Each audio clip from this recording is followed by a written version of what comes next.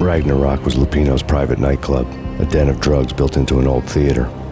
I knew what waited inside: V-head junkies ready to explode in random acts of senseless violence, and Lupino's goon squad, the worst stone-cold killers this side of hell. Ragnarok was as inviting as a headache, flickering and flashing to a machine gun beat. The belly of the nightclub was a gothic theme park that began with bondage games and led to the nasty stuff from there. As subtle with its dark message as a cop-killer bullet through the heart, like father, like son, just like Jack Lupino.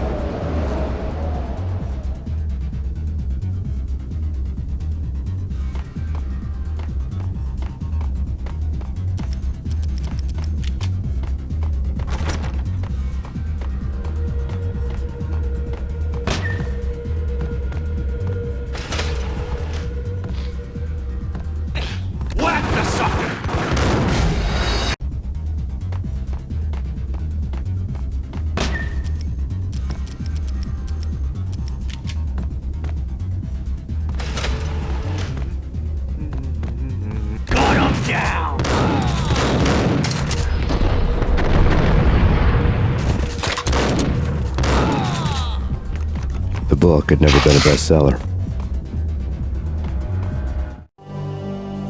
Given the setting, I was surprised to find that somebody had been passing time reading. The paperback was entitled The Age of Murder and Storm. The blurb on the back mentioned Norse mythos and Ragnarok, the end of a Viking world with a terrible winter that covered the earth in ice, when vile crimes were rampant and all humanity lost.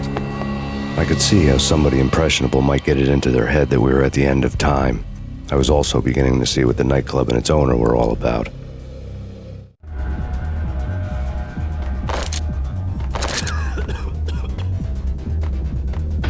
There he is!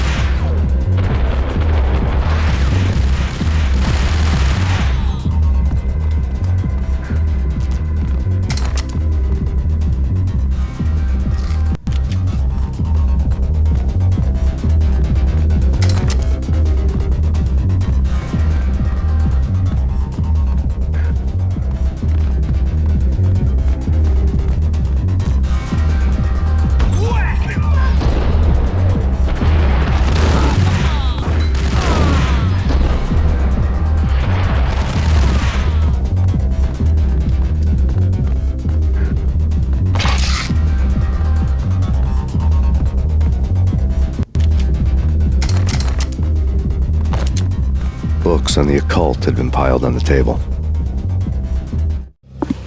The room was stacked with light reading, such as Necronomicon, Witchcraft, and Paradise Lost.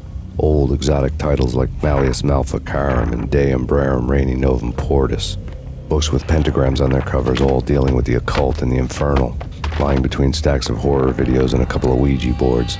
The only thing I could take seriously was the thought of Lupino taking it seriously. He had been spending a lot of time getting intimate with the guy downstairs.